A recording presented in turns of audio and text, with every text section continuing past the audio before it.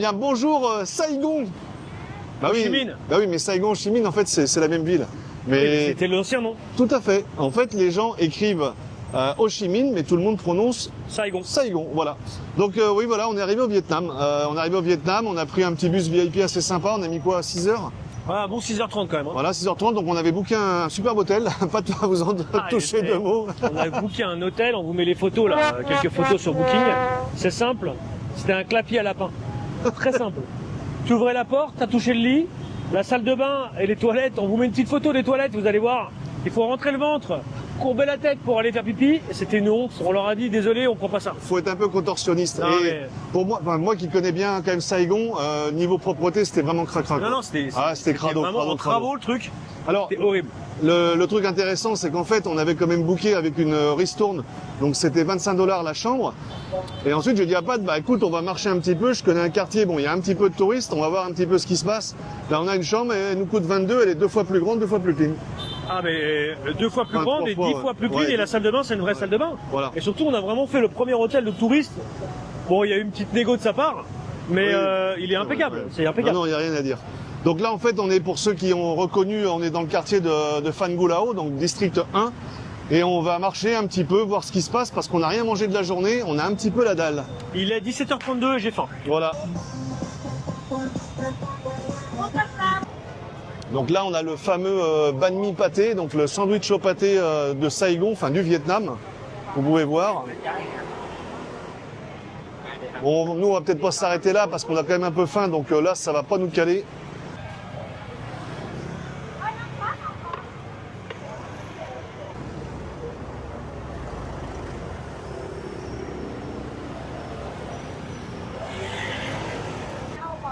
Ah, c'est pour attirer le touriste ça. Là, c'est pour attirer le touriste. Hello, Xin Chao, how are you?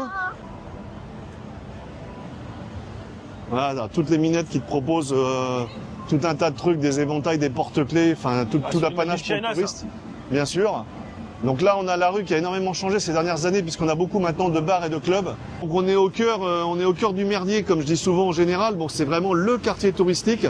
Il y a beaucoup de néons, alors évidemment on va passer en début de soirée où ça fait pas encore trop boum boum, ce qui va être assez sympa. C'est un petit peu le Broadway local, mais sans aller si loin. Bon, c'est un petit peu ce que vous avez en Thaïlande avec Khao San Road. Donc il y a une concentration évidemment de touristes, beaucoup de choses sont faites pour les touristes. Là on vous montre quelques vues, mais bien entendu je pense qu'on va pas s'arrêter dans ce coin-là pour manger. Non, on va éviter de se faire avoir. Non, c'est clair et net. Si tu me permets, je reprends la caméra, il y a ton magasin préféré, c'est 7-Eleven. Ouais, je sais que t'adores ça. Ah oui, non, là ça va pas le faire là, ça va pas le faire. Alors, je ne sais pas pour quelle raison, mais il déteste 7-Eleven. Non, je ne déteste pas. J'ai été client des 7-Eleven quand j'habitais en Thaïlande il y a quelques années, mais je dois avouer qu'à vieillir, je fais super attention à ce que je mange et qu'il y a vraiment que des produits manufacturés plein de sucre, pas bons pour la santé humaine. C'est pas faux, mais tu peux trouver un truc à 3h du matin si t'as faim. On est d'accord, ça peut dépanner le petit sandwich qui va bien, mais le problème c'est que souvent, entre la photo et le sandwich à l'intérieur, il y a un gros bug. Oui, il y a souvent un gros bug. On est d'accord, là, il y a une boîte de nuit à ciel ouvert avec la climatisation à fond.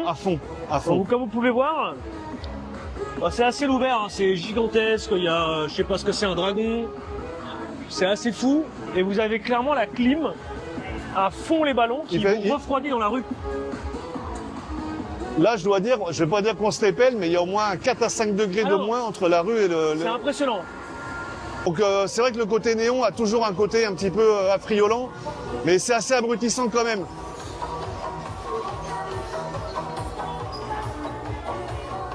Alors bien entendu, vous avez énormément de massages à droite à gauche. Je ne pourrais pas être garant de la qualité et du type de service offert. Mais à mon avis, je pense que, bon voilà, vous m'avez compris.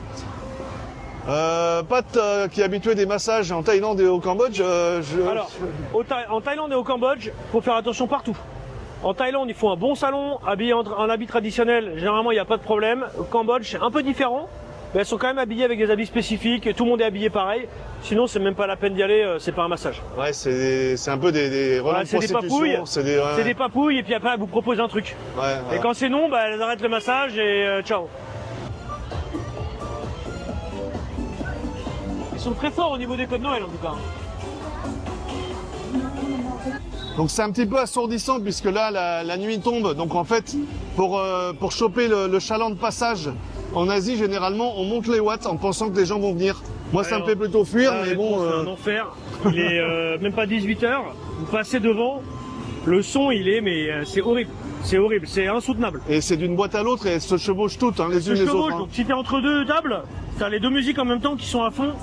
C'est insupportable. C'est généralement une grosse techno sans gros intérêt, quoi. Ouais. Donc rien de spécifique. Pat, c'est la première fois qu'il vient à Saigon, donc c'est un autre atmosphère, on va dire, un autre feeling. Alors regardez, je vais quand même vous montrer là. On se fait brancher par plusieurs personnes. Hello, Xin Chao, how are you?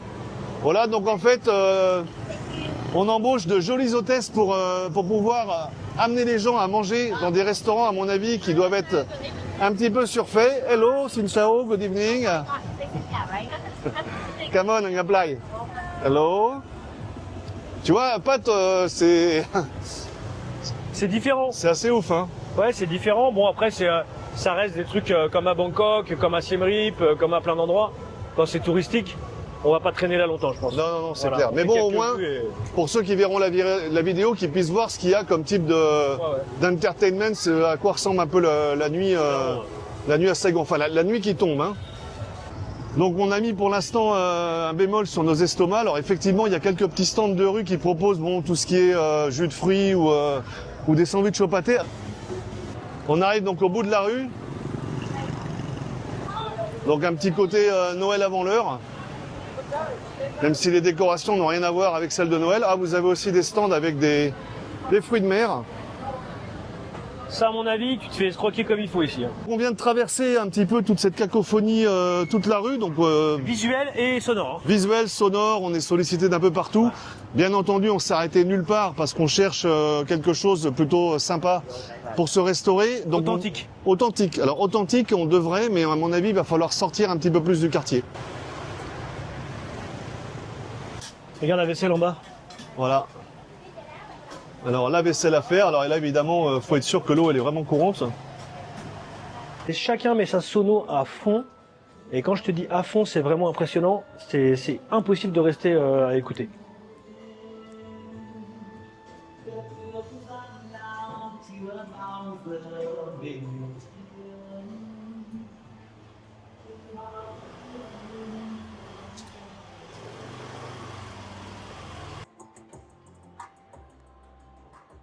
Petite enceinte Bose là.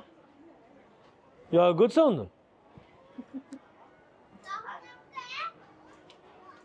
Voilà, moi ce que j'adore, c'est ce petit dédale d'Orwell qu'on a un peu partout dans Saigon, dans les vieux quartiers. Donc là on est toujours dans le district 1. Et vous voyez, vous avez... Oh là, pardon madame. Cette petite promiscuité avec les gens. Ah bah non, mais ça fonce au Vietnam, ça s'arrête pas. La promiscuité avec les gens, on voit un petit peu ce qui se passe chez eux, ils ont leur karaoké, ils mangent, ils sont en famille. Il y a quelques personnes qui vendent un petit peu de nourriture. Et derrière moi, vous voyez derrière moi, vous avez le Pullman, alors je sais pas, peut-être 20-25 étages. Assez impressionnant. Hein. Ce mix est vraiment grandiose. Enfin, je trouve ça vraiment magnifique. Il y a une atmosphère magique dans les rues de Saigon. Et bon, à part la dame qui m'a bousculé, mais c'est de ma faute, je suis sur son passage, donc je lui en veux pas. Mais en attendant, on est quand même au cœur d'un quartier, on est un peu chez les gens, quoi. On partage un peu leur intimité, c'est assez magique, quoi, je trouve. Tu as voulu te faire un ami? J'ai voulu me faire un copain, mais je me méfie avec les chiens en Asie. Ils disent rien et d'un coup, hop, ouais. ils te pincent. C'est un peu le risque, Là, on sort de cette ruelle qui était extrêmement silencieuse. Bon, il y avait des gens qui écoutaient la musique et tout. Et on arrive directement. Voilà. On arrive direct sur le bruit. C'est assez fou. Et là, il y a plus de monde que tout à l'heure. Là, tout de suite, c'est blindé, là. Bien entendu, je vous ai dit, on va pas retraverser la rue. Hein. On est passé une fois et déjà, à cette distance, ça nous casse un peu les oreilles. Par contre, on va continuer à arpenter un petit peu le quartier, mais par une rue parallèle. Donc là, on continue de s'aventurer dans les ruelles. Donc au moins, dans les ruelles, on peut peut-être se perdre, mais on est à l'abri du bruit qui martèle à droite à gauche.